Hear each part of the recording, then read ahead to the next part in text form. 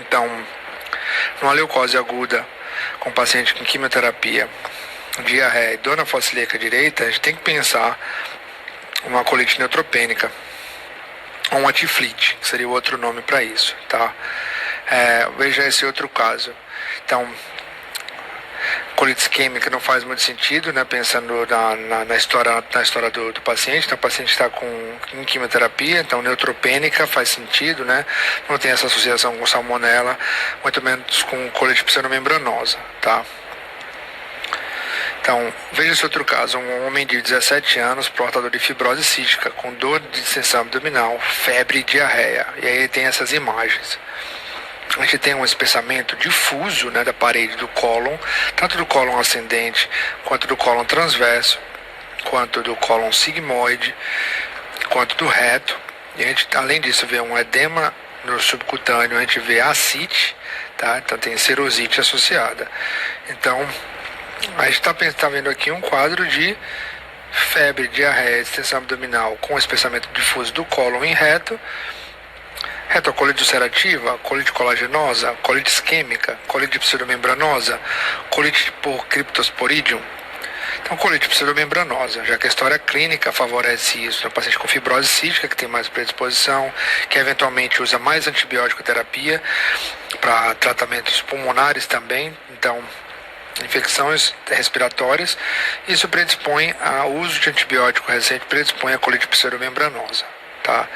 Então, uso de antibiótico, quimioterapia, paciente arteriopata, colite crônica e sem alteração de imagem, ou paciente imunocomprometido com alteração de Delgado, seriam alguns fatores de risco para a colite pseudomembranosa, que é uma colite causada pelo Clostridium difficile, tá? Então, aqui a história ajuda a gente a pensar junto com a alteração da imagem. Na imagem a gente vê uma colite, uma retocolite, porém a imagem, a história nos direciona para que tipo de colite estava predispondo. Então, quando a gente está falando de colites no geral, a gente está falando de alterações que são que podem ter sintomas ou não sintomas também, mas alterações de imagem que são comuns a diferentes etiologias. O espessamento da parede, edema parietal e da gordura adjacente, realce variado da parede, né? No raio-x a gente pode eventualmente ver o sinal da impressão digital, o sinal do acordeon e da sanfona e a ascite ou serosite associada. Causas, né, etiologias da colite infecciosa, uma das que vale a pena destacar é a pseudomembranosa, pelo Clostridium difficile, normalmente causa uma pancolite, uma retite associada, e lembrar da doença inflamatória intestinal, a tiflite, como caso na questão, relacionado normalmente a um evento de paciente com neutropenia febril em quimioterapia, pacientes imunossuprimidos, e quando é uma colite que dá normalmente no cólon direito, né? Então, uma colite que acomete o seco e o cólon direito. Por isso que a palpação e da questão é um plastrão nessa região. As doenças inflamatórias intestinais, a gente vai comentar, como as principais delas, a doença de Crohn e a retocolite ulcerativa, também podem ter dentro do espectro inflamatório, né, das colites. As colites isquêmicas, que normalmente ajudam a diferenciar das demais etiologias, é o aspecto segmentar, né, pela vascularização do cólon, quando a artéria mesentérica superior irriga o cólon direito e a metade do transverso, e a mesentérica inferior o esquerdo e o reto, e a metade esquerda do transverso, podendo normalmente associado com edema mesentérico, gás nos vasos mesentéricos nas fases mais avançadas de isquemia e sofrimento vascular, e gás do sistema portal hepático. Outro abdômen agudo inflamatório, a colecistite, que normalmente ela é litiásica, e aí a gente tem pouco espectro do que comentar, né, nos métodos seccionais, porque normalmente é um diagnóstico feito por ultrassonografia e um diagnóstico clínico, né, pela etiologia litiásica. A etiologia, a colecistite alitiásica, né, sem cálculos, normalmente está associada a quadros sistêmicos graves, né, paciente em UTI, grandes queimados, ou paciente diabético, imunossuprimido. nutrição parenteral. Esses são fatores de risco, né, para doença, para colecistite litiásica. Normalmente é uma obstrução do ducto cístico e uma consequente inflamação. A ultrassonografia é o melhor método de imagem. Sinal de Murphy com dor, né, na ultrassonografia no hipocôndrio, espessamento da parede da vesícula, e também coleção perivesicular, e edema e inflamação perivesicular. São achados que a gente pode ver. Na tomografia e na ressonância a gente pode ver espessamento parietal, edema perivesicular, pode ver hiperemia do parênquima hepático junto da loja vesicular. Esses são achados que a gente costuma ver na tomografia ou mesmo na ressonância de uma eventual colecistite, tá? Qual das condições abaixo está usualmente associado ao carcinoma de vesícula biliar? Cisto de colédoco, adenomiomatose, colelitíase ou colangite esclerosante piogênica. Então a alternativa correta é a colelitíase, tá? Então, colecistite crônica, colelitíase, polipose adenomatosa familiar, doença inflamatória intestinal, vesícula biliar e porcelana, pólipo maior que 1 centímetro solitário são fatores de risco para tumor de vesícula biliar, tá bom? Então, a questão da prova do CBR de 2018, veja, um paciente masculino, 58 anos, obeso diabético, chegou no pronto-socorro com queixa de dor intensa e contínua no hipocôndrio direito às 18 horas. No exame clínico, consciente, ictérico, uma cruz, frequência cardíaca de 120 e a ultrassonografia, um abdômen com a vesícula biliar distendida e paredes espessadas, sem a presença de cálculos. Não há dilatação das vias biliares intro ou extrahepáticas. Então, em relação ao cálculo, em relação a este caso, a hipótese mais provável é, então, um paciente diabético, obeso. Então, ele está trazendo alguns pontos que vão ter que ser considerados, com a dor, levemente ictérico, frequência cardíaca alta. De imagem, a gente tem uma vesícula distendida, espessada e sem cálculo. Então, levando-se em consideração a gravidade e os fatores de risco aqui, esse paciente tem provavelmente uma colecistite aguda litiásica, tá? Não tem dilatação das vias biliares, nada disso. Outra abdômen aguda inflamatória, diverticulite, uma complicação de vertículos, né, que quando são obstruídos podem espessar e causar uma inflamação. Essa inflamação ela normalmente é não complicada e restrita, mas ela pode eventualmente perfurar, fazer microperfuração e fazer um bloqueio palastrão, ou mesmo perfurar e fazer pneumoperitônio, ou eventualmente causar um trajeto com alguma outra alça, algum outro segmento cólico, ou mesmo com a bexiga urinária, dependendo da localização, e fazer uma fístula, por exemplo, tá? Essas são eventuais complicações da diverticulite. O aspecto de imagem típico é um espessamento parietal, né, daquela parede do vertículo, com densificação da gordura adjacente, e coleções ou essas complicações são achadas que não são tão frequentes assim, tá? O cólon esquerdo é o lugar mais comum, então por isso que é um abdômen agudo que normalmente acomete com sintoma dor do lado esquerdo do abdômen, no abdômen inferior também. E a tomografia, sem dúvida, é o método de imagem mais sensível para diagnosticar isso. A gente pode fazer diagnóstico eventual com ultrassonografia dedicada, mas isso não é praxe, não é o exame com maior sensibilidade para esse tipo de avaliação, fora que avaliar as complicações no restante da cavidade fica muito mais restrito pela ultrassonografia, tá? Uma outra causa de abdômen agudo, veja, um paciente com infarto mental, que é uma causa rara de dor abdominal, pode simular uma apendicite, uma colecistite aguda, então não é necessariamente um abdômen agudo porque não tem um tratamento urgente ou mesmo que tem risco, né, a vida do paciente. Pela dor e pela localização pode simular, né, patologias inflamatórias do lado direito do abdômen, e fatores predisponentes são obesidade, insuficiência cardíaca, cirurgia abdominal recente ou trauma abdominal. Normalmente a gente vê uma massa no aumento com atenuação heterogênea de gordura predominante, né, como se fosse uma área de esteatonecrose, que pode estar, dependendo do grau de inflamação e isquemia, mais edemaciado, com densificação ao redor, sem realce, mais frequentemente ao redor do abdômen, no hemiabdômen direito, próximo ao cólon ascendente e seco também, e não costuma apresentar espessamento da parede do cólon, tá? Esse é um diferencial, tá bom? A algo que um aspecto semelhante, mas em menor extensão, a apendicite epiploica, que normalmente é uma causa de dor abdominal por inflamação ou isquemia do apêndice epiploico, que pode estar em toda a extensão da moldura cólica, mas é mais frequente no cólon sigmoide descendente. Então a dor normalmente vai ser no lado esquerdo, por isso simula uma diverticulite ou mesmo uma apendicite, dependendo se for do lado direito. Fatores predisponentes aqui são a obesidade, é mais frequente do lado esquerdo, como eu comentei.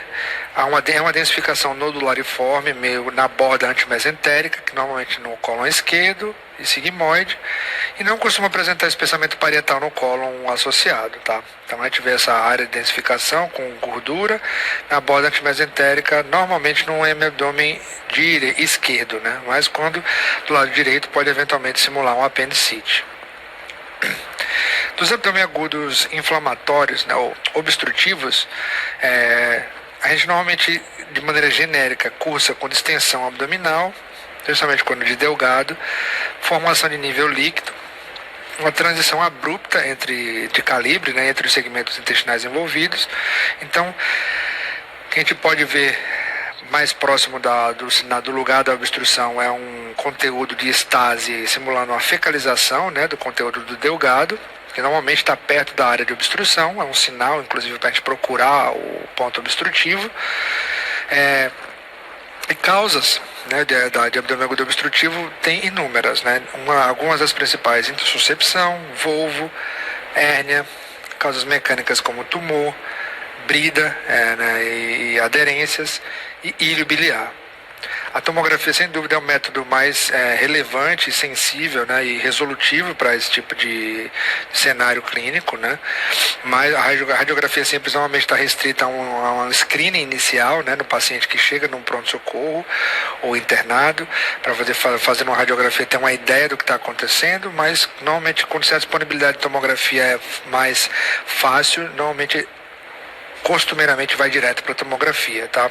Porque a gente consegue ver o nível e, primeiro, se há ou não obstrução, o nível da obstrução e a causa da obstrução, e ajudar a gente a planejar ou decidir do ponto de vista terapêutico, né?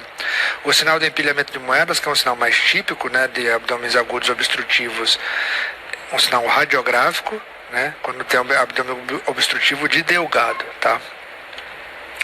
Então aqui o que eu vejo numa obstrução, uma radiografia de obstrução de delgado é esse tipo de nível hidroaéreo que pode estar adjacentes um ao outro, formando um empilhamento, né, o sinal de empilhamento de moedas, e essa distensão que predomina nas regiões mais centrais do abdômen e não periféricas, tá?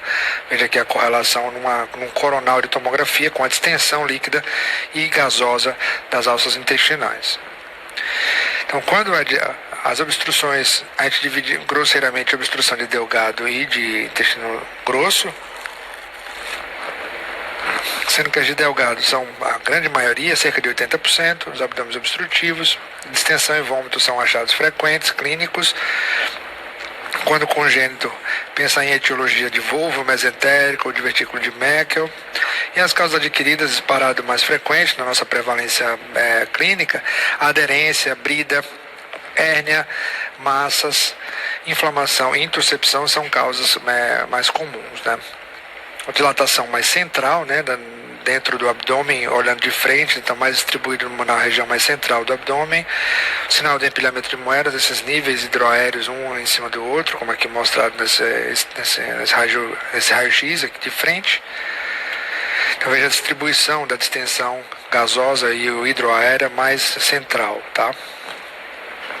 Enquanto que a obstrução de cólon ela é apenas 20%, normalmente distensão e dor, mas a ausência de flatos e fezes são um dado importante que pode vir no enunciado para você lembrar e pensar numa obstrução de cólon. As causas são mais frequentes tumorais, né? Isso é mais prevalente do que no de delgado, né? Diverticulite, volvo, fecaloma, estenose isquêmica. Tem mais risco de perfuração e isquemia pelo curso mais indolente, né, clínico, né? Dilatação a montante e distensão em alça fechada, se tem ou não um volvo associado, ou mesmo se tem válvula iliocecal continente, né, que não está abrindo toda hora, né, que aí a distensão pode refluir para o delgado, nos incontinentes, né, nas válvulas incontinentes. Volvos intestinais o conceito de volvo é quando tem uma torção do segmento intestinal no seu próprio eixo, né, fazendo uma obstrução em alça fechada, né, que distende e dependendo de qual grau, nível da rotação, pode isquemiar o pedículo vascular que irriga aquela alça e com consequente isquemia e perfuração. E nos adultos é mais frequente no cólon do que no delgado. Os volvos, enquanto que nas crianças o volvo de delgado é mais frequente que o de cólon. Então, é se lembrar dessas prevalências, né, em diferentes populações, sendo que o volvo de sigmoide nos adultos é mais frequente do que o volvo de seco, tá bom? Então, o volvo de sigmoide, ele normalmente está associado a constipação crônica e doença de Chagas. E existe associação também com doenças neurológicas como Parkinson, esclerose múltipla. Medicamentos podem podem predispor a um volvo, como medicamentos para esquizofrenia, sinal do grão de café, a ausência de gás no reto, ou mesmo o sinal do redemoinho, né? Então, o que a gente costuma ver é esse sinal da distensão da alça em alça fechada distendida e com hidroaérea, e a gente costuma ver a área a abertura do U ou do grão voltado para a área do pedículo, tá? E na tomografia a gente vê o pedículo aqui rodando, vasculado, o seu próprio eixo, fazendo a torção. O volvo de seco são as mesmas características, só que do lado contralateral. Então, a gente costuma ver em pacientes um pouco mais jovens, o que a gente pode ter eventualmente é uma distensão do delgado por estar próximo da válvula iliocecal e eventualmente essa obstrução causar, né, um refluxo da distensão para o delgado e para o ilho. Então, isso é uma coisa que pode acontecer.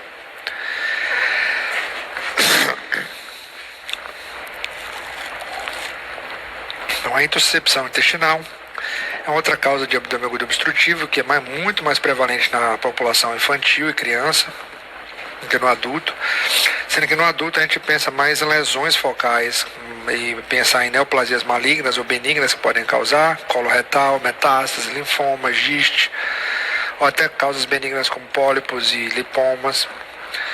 Normalmente cursam com dor, distensão e vômito, dependendo se a intussuscepção ela é persistente, obstrui, não é, ela é reversível, né?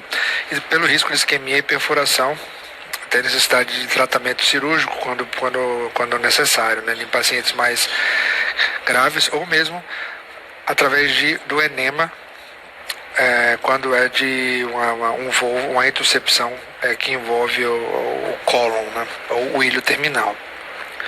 A gente pode ver o sinal do pseudorrim, né? Que são esse sinal do alvo também, descrito quando há do intussuscepto dentro da intussuscepção, eventualmente achando uma lesão focal ou um pólipo no meio disso tudo, e distensão e obstrução consequente à obstrução, aquele ponto obstrutivo, né? O volvo gástrico é uma entidade mais infrequente e rara, né? E normalmente quando tem uma rotação maior do que 180 causa obstrução. Uma tríade clínica descrita é a dor epigástrica súbita, náusea sem vômito e uma não progressão de sonda digestiva, seria a tríade de Boechat. É uma emergência cirúrgica, né? E a gente subdivide os volvos gástricos pelo tipo e a morfologia, né, da rotação, em organo axial, que é mais frequente em adultos, que é uma rotação no eixo longo, né, do estômago, e uma rotação mesenteroaxial, que é mais frequente em crianças, é quando tem uma rotação no eixo curto, né, do estômago, né? Não uma rotação perpendicular do eixo longo, mas sim uma rotação do eixo curto do estômago. Então esse é o aspecto depois rodado, né? O mesenteraxial mais grave, mais risco de perfuração e mais infrequente, tá? O volvo gástrico organoaxial, que é mais frequente, a gente vê um antro anterior e superior, enquanto que a gente vê um fundo mais posteriorizado e inferior. Existem associações com trauma e hérnia paraesofágica, né? E quanto maior o grau de rotação, mais sintomático e risco de isquemia existe. No mesentero axial, comum em criança, rotação no menor eixo, O antro fica para cima da junção esôfago-gástrica, né? Então ele sobe, né? Como se ele rodasse para cima, fica de uma anatomia meio bizarra, né? Do estômago. Mais frequente isquemia e obstrução e menos associado com falha diafragmática, tá? É como se fosse um aspecto de estômago no tórax com 2 níveis hidroaéreos. Tá? Então seria isso, né? O estômago mais para cima, na região do antro, com 2 níveis hidroaéreos. Enquanto que o organo axial é um aspecto mais um pouco diferente desse, né?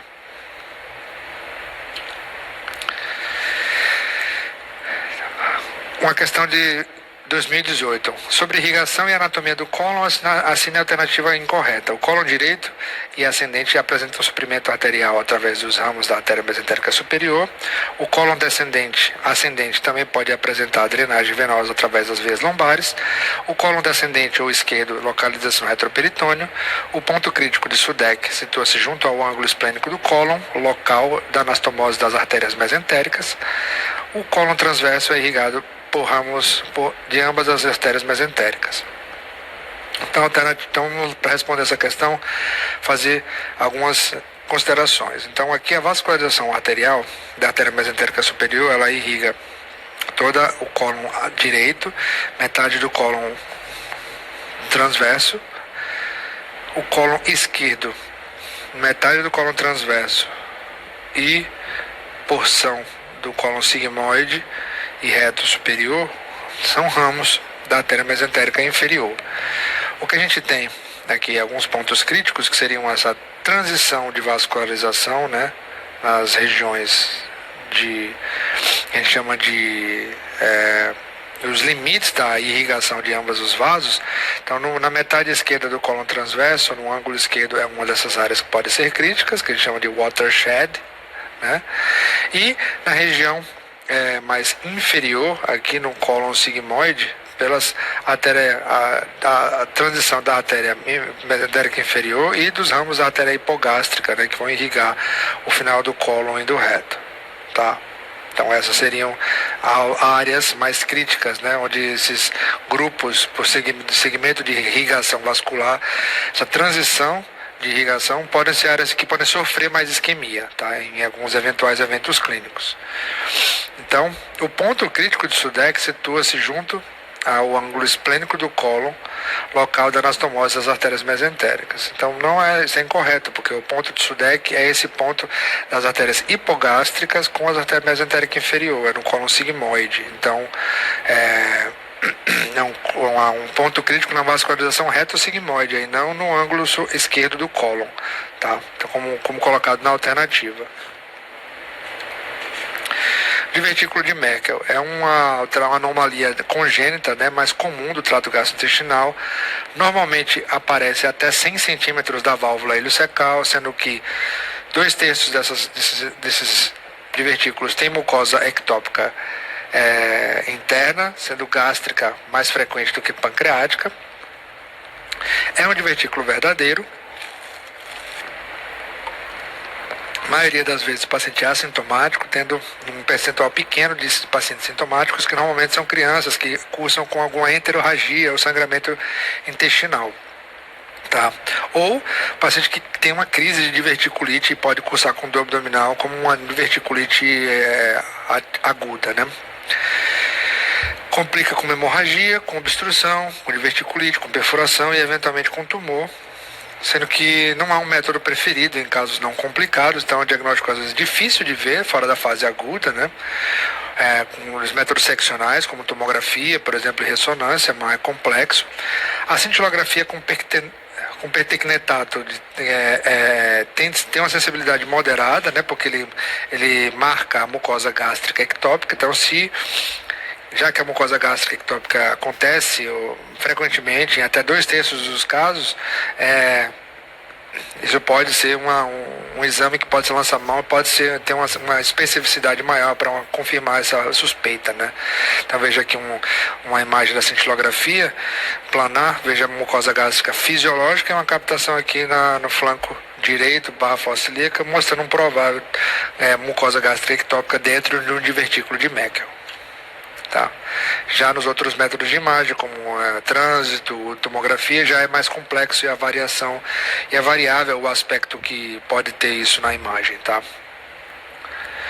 Então, das alterações congênitas, outra, má rotação intestinal, ela é quando a gente tem uma distribuição do intestino pelas suas fixações fisiológicas ausentes, como é o ângulo de Treitz e a válvula ileocecal. Então tem uma distribuição mais bizarra do intestino, sendo delgado ficando no hemiabdômen direito e o seco no hemiabdômen esquerdo. Há uma inversão, né, do posicionamento. Né? A tomografia é sem dúvida o exame mais fácil para fazer esse diagnóstico, né? Porque eu consigo ver o todo, né? E a sua distribuição dos órgãos, enquanto que o trânsito, o enema e o EED são exames mais limitados para avaliar, mas que possivelmente podem ter seu valor em algum cenário clínico específico. Tá? Agora, sobre doença inflamatória intestinal, fazer alguns comentários genéricos sobre a doença de Crohn e a retocolite ulcerativa. Primeiro, como a gente avalia isso, né? O método de imagem de escolha normalmente são as enterotomografias e enteroressonâncias, que são superiores a avaliar com enteróclise ou mesmo com trânsito intestinal. Talvez exista papel do PET-CT com FDG, né, para avaliar a atividade inflamatória, principalmente em pacientes com doença mais crônica, tá? Mas não para o diagnóstico inicial. E o objetivo da imagem é identificar alças acometidas, né? Se há ou não sinal de inflamação em atividade, avaliar a resposta terapêutica com os pacientes que estão tratando e identificar eventuais complicações, como estenose, como fístula, como abscesso. A enterotomo e a enteroressonância se baseiam no princípio de eu tenho que de promover uma distensão da alça intestinal, do seu conteúdo, e utiliza o contraste. Por isso que a gente usa um contraste oral hiperosmolar, para estender do líquido essas alças até o máximo e o mais distante do intestino. Então por isso que não dá para usar só água, porque a água vai ser absorvida no delgado e não distende o intestino distal, o ilho, e o cólon direito, que são os sítios comuns de acometimento da doença inflamatória intestinal. E a gente injeta contraste, porque a gente está querendo ver também o realce, ajuda a gente a identificar áreas de inflamação com maior vascularização. Na ressonância, além disso, a gente tem as sequências NT2 que conseguem ver edema e a difusão, que também é assim, mais sensível, aumenta a sensibilidade para a gente ver eventual edema da parede da alça ou do mesentério adjacente àquele segmento acometido. A causa mais comum de megacólon tóxico então aqui é uma questão direta e associada com a retocolite ulcerativa. Essa é uma questão bem conceitual, mas que já foi cobrada na prova algumas vezes. A retocolite ulcerativa é uma lesão, uma doença inflamatória intestinal que normalmente é ascendente e superficial, né? Acomete normalmente a mucosa, no máximo submucosa. Adultos jovens vai do reto até o cólon, né? De maneira ascendente, não salteado, não acomete o intestino delgado, nem o trato gastrointestinal proximal. O risco aumentado é a associação com megacólon tóxico, como a gente viu na questão agora que a gente comentou, e neoplasia, aumenta o risco de neoplasia. O que a gente vê na imagem é uma colite, tá vendo um espessamento da parede, os sinais característicos de uma colite.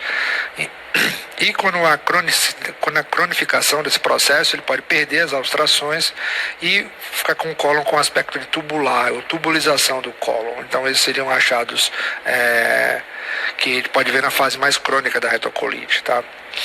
Na doença de Crohn, que é uma doença granulomatosa e recorrente, ela comete muito delgado em 80% dos casos e o cólon também em até 50%. O que a gente vê na imagem na fase aguda é um espessamento parietal com realce estratificado, que é o sinal do alvo, né? Realce estratificado, úlcera e fissuras transmurais, quando possível, quando visualizáveis, né? Fístula e abscesso são também sinais de processo inflamatório em agudização. Então veja aqui áreas de espessamento parietal com realce estratificado. Outra coisa que a gente pode ver, e a gente vê também aqui densificação, né, da gordura adjacente ao segmento intestinal. A gente pode eventualmente ver a proliferação fibrogordurosa do mesentério com ingurgitação da vasa reta, então esses vasos ingurgitados aqui no segmento inflamado, veja que tem espessado com realce mucoso exacerbado e o ingurgitamento vascular aqui, que é o sinal do pente, também é um sinal indireto de atividade inflamatória. E na fase crônica a gente pode ter depósito, né, ou lipossubstituição, né, submucoso ou estenose e pseudodivertículos das alças, tá? Esses são sinais de cronicidade. Para doenças inflamatórias com manifestações extraintestinais, as principais que a gente tem é colangite esclerosante primária, colelitíase, pancreatite autoimune, nefrolitíase ou mesmo sacroileite, tá? Dos diagnósticos diferenciais da retocolite ulceral, da doença de Crohn, a tuberculose é uma delas, porque acomete o ilho terminal, linfoma, ou mesmo adenite mesentérica, né? Aí a gente vai ter só o ilho terminal normal. Na retocolite ulcerativa, eu posso confundir ou fazer diagnóstico diferencial com as colites isquêmicas e pseudomembranosas, por exemplo, numa fase agudizada. Outras enteropatias, a de uma doença celíaca, é muito raro isso cair em prova de título, né? Então aqui como a título de conhecimento, uma doença autoimune que acomete mais brancos e jovens, está associada ao glúten, causa uma lesão mucosa de delgada, que normalmente é de cima para baixo, né? Então comete o duodeno, mais o jejum, depois o ilho. A gente tem uma distensão líquida de alças, como uma enteropatia, né, desabsortiva, né, tem algum grau de distensão líquida, pode ter espessamento parietal e linfadenopatia, isso é uma coisa curiosa, com algum grau de necrose, até simulando alguma outra etiologia infecciosa, né, ou até tumoral. Atrofia do baço, isso é um achado que pode acontecer, e tem maior risco de linfomas e adenocarcinoma intestinal, tá? O que a gente vê é esse aspecto de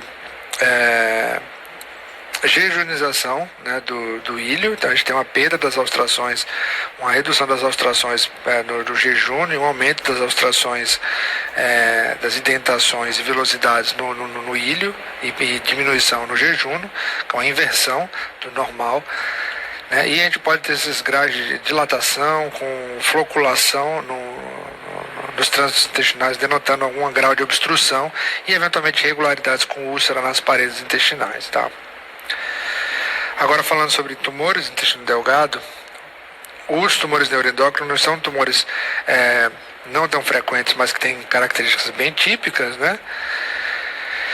Porque eles costumeiramente fazem uma disseminação linfonodal regional que causa uma desmoplasia significativa, como se fosse um conglomerado que faz retração e pode eventualmente causar obstrução e retração das alças adjacentes, causando até perfuração. Dependendo do grau ou do tipo de produção hormonal ou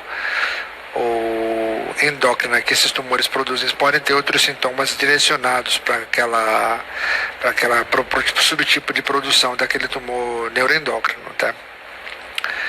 Como o Zollig-Ellison, normalmente associado à gastrina, né? Quando tem múltiplas úlceras para um tumor que produz gastrina, tá bom? Então, em relação à ordem decrescente de frequência do comprometimento por tumores malignos no intestino delgado, assinale a alternativa correta. Então, é uma questão conceitual, né? O adenocarcinoma é mais frequente, depois os carcinóides, tumores neuroendócrinos, linfoma e os sarcomas em último lugar. Então, homem de 55 anos com uma lesão ulcerativa retal a 6 centímetros da margem anal, solicitar o estadiamento por imagem para definição de conduta. Então, qual é o método de imagem mais adequado? Então, a gente tem um paciente com uma lesão no reto, um reto médio, digamos assim, ou um reto médio-baixo. E qual é o melhor método de imagem para estadiar loco-regionalmente essa lesão? A ressonância magnética, tá?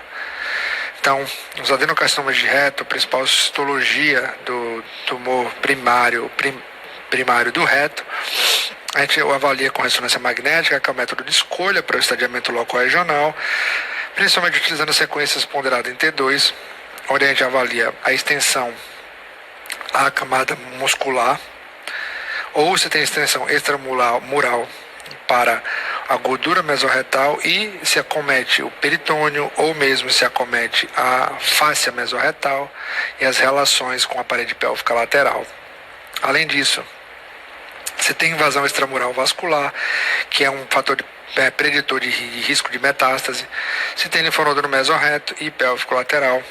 A gente utiliza o critério de tamanho com 7 milímetros, ou mesmo para linfonodos menores, alterações morfológicas como contorno e sinal, tá? E o que é importante, porque definir se o tumor é um T3 normalmente define conduta, né? Então, pacientes que têm invasão da camada muscular ou mais tem indicação de neoadjuvância com quimio e radioterapia, que muda o desfecho oncológico desses pacientes. Então, o que a gente normalmente vê é um espessamento semianular ou circunferencial irregular, né, que podem ter algumas morfologias distintas, né? Então, o que a gente faz